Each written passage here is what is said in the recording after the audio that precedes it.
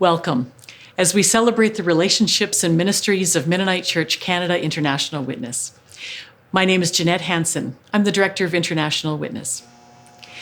As the Mennonite Church and General Conference Mennonite Church began discussions about merging, they set a committee to look at what the church needed to be in the 21st century.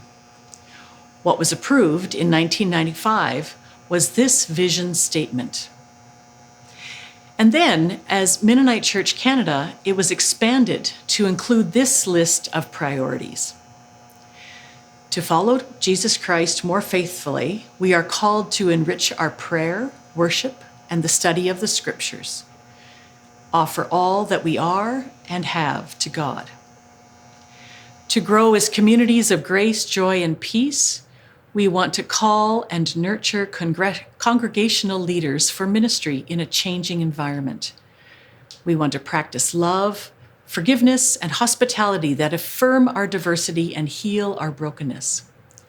To live as people of healing and hope, we are committed to invite others to faith in Jesus Christ, to seek God's peace in our homes, work, neighborhoods, and the world.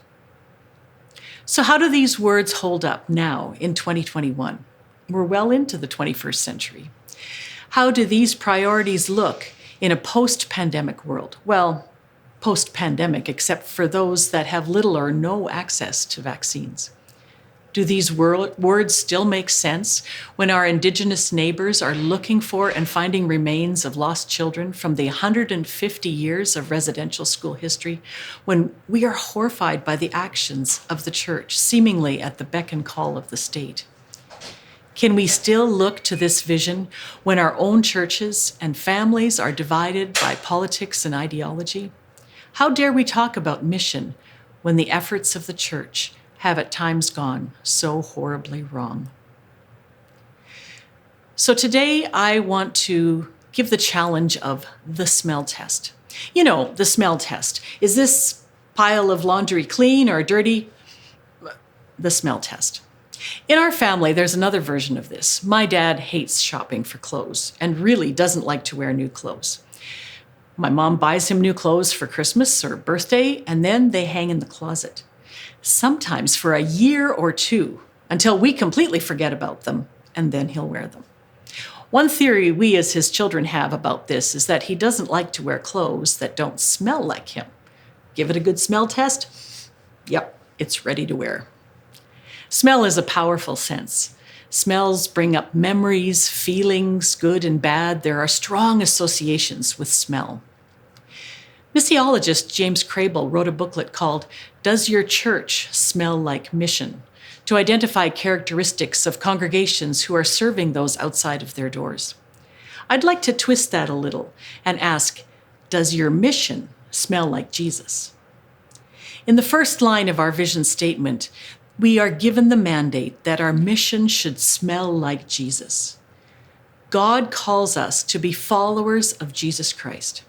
First of all, God calls us. This does not come from ourselves, our leaders, or our church. We are building and working with God's vision in the world because Jesus taught it and lived it. In Luke 4, at the beginning of Jesus' ministry, he puts himself solidly into the context of God's vision with the world by quoting from Isaiah. The Spirit of the Lord is upon me because he has anointed me to bring good news to the poor. He has sent me to proclaim release to the captives and recovery of sight to the blind, to let the oppressed go free, to proclaim the year of the Lord's favor. God's own nature is the mission to reconcile the world to God's self, to each other, to creation. Traditionally in Latin, this has been called the Missio Dei, the mission of God in the world. We reorient our thinking so that we never ask, what can I do for God in my world? But we always ask, what is God doing in the world around me? And how can I be part of that? Jesus said in John 20:21, "Peace be with you. As the Father has sent me, so I send you." So in our 21st century world, this still is relevant as when God created the world, because God has never stopped with God's mission to the world.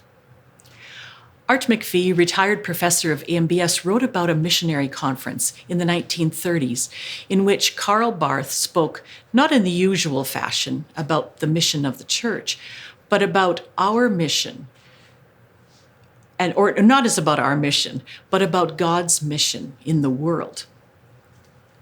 Art McPhee writes, missionary activities that we engage in can only be appropriate if they coincide with God's mission. When Jesus said, "You will be my witnesses," he was not issuing a command, but making a statement about the nature of his followers. Likewise, the New Testament metaphors of salt and light are never made as imperatives, but as a description of the activity of the church. So mission is the nature of the church, just as it is the nature of God. So here again are our priorities from the Healing and Hope statement, and I'll use some of these to describe what's happening around the world with Mennonite Church Canada International Witness. Does our mission smell like God's mission? While pastoring in Canada, Bo-Ki Kim became passionate about translating Anabaptist resources for use in the church, both in Canada and in Korea.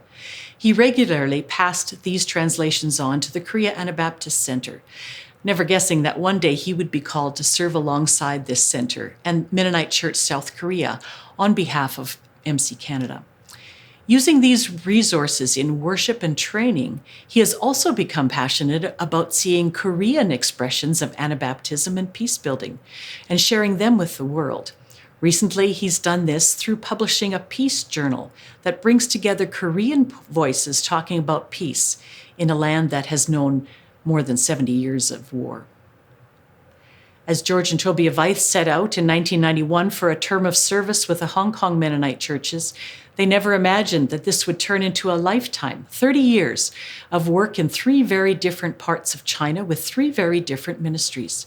Their family, born, grown up, and gone from home during that time, they continued to patiently watch and wait to see what God was doing and then to join that activity in their communities.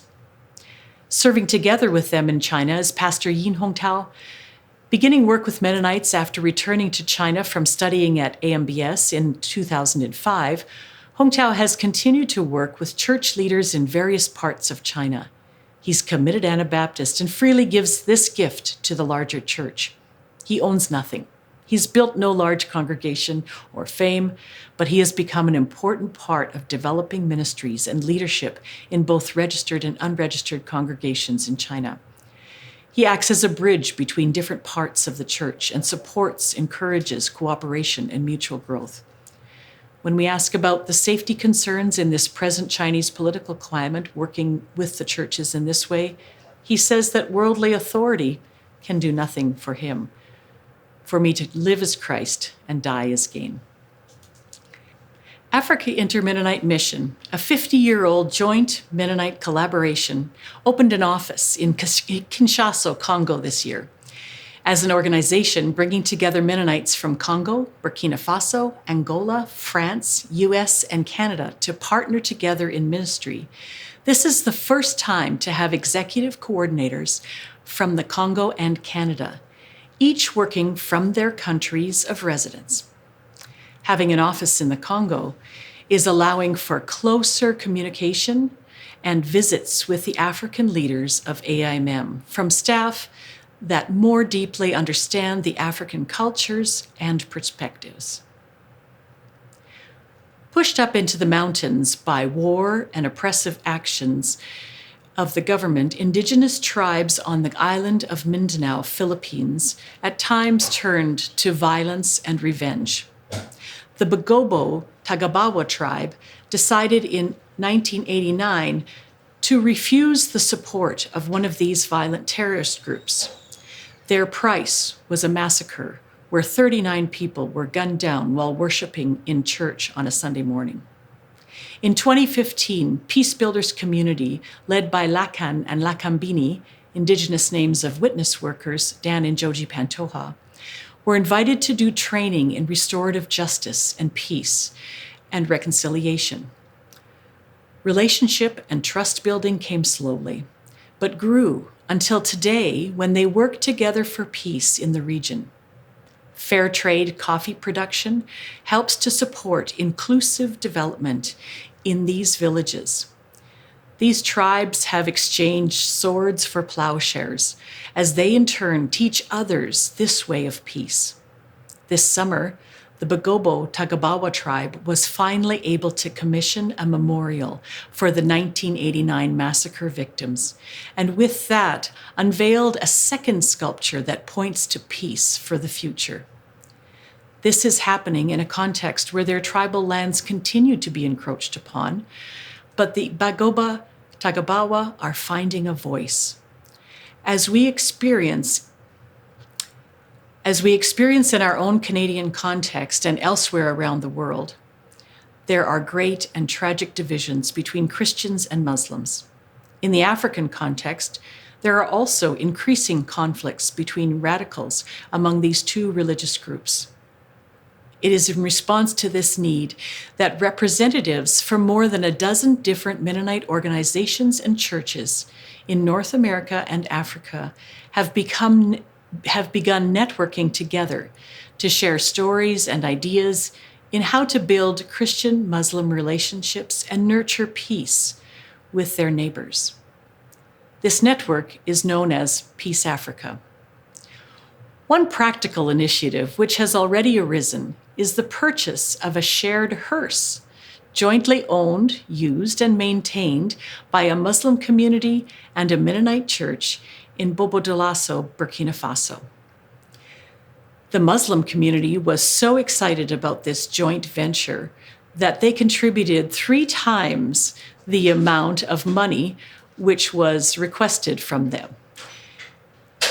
These stories and others are shared with this Peace Africa network in hopes of sparking ideas and enthusiasm in other communities of how to bring neighbors together in peace.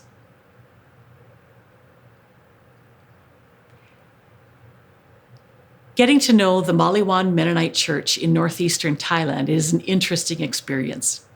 Led by witness workers Tom and Christine Puvong, this church is part of a network of congregations called the Friends of Grace Church Association. We are all friends of God's grace, they say. Tom describes the 200 years since Christianity was introduced to Thailand and the little impact there has been. He attributes this to building the church as an institution rather than a community. Maliwan is a community of believers that share in worship, study, and even work. Most of the Friends of Grace congregations are in the villages of the Isan region bordering Laos. Income generation is part of this discipleship ministry as these congregations support each other spiritually, economically, and emotionally. Being part of the Maliwan Church might mean working together with the coconut worm harvest, or helping to sell shoes in the market. It might mean leading a Bible study, or supporting a single mom caring for a son with severe mental health issues. It's part of being a community of healing together. And evangelism in this context, Tom says, we just say to our neighbors and friends, come and see. We are followers of Jesus in community together. Come and see what that looks like.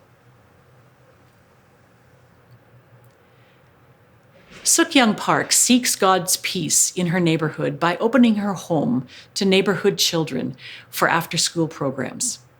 She forms English clubs of children that cooperate in learning rather than compete in learning. She teaches respect and kindness in a learning environment that is supportive to all.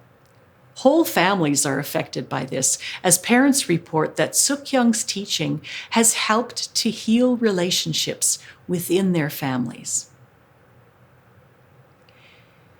In the midst of protests in Colombia this year that were met with violence, the Colombian Mennonite Church provided a voice for peace and justice.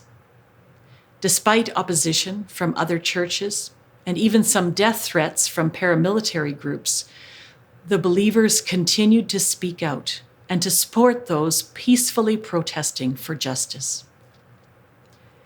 A pastor from Colombia, on a recent online conversation between the Colombian Mennonite Church and Mennonite Church Canada, said, "The aspects of our faith that we don't put into practice will remain ignored, neglected, or spiritualized. They will never come alive." So, do we believe that God is active in the world around us, healing and reconciling? Let's put this faith into action and join with all that we are and all that we have, God's mission in the world. Join me in reaffirming this vision of healing and hope. God calls us to be followers of Jesus Christ, and by the power of the Holy Spirit, to grow as communities of grace, joy, and peace, so that God's healing and hope flow through us to the world. Amen.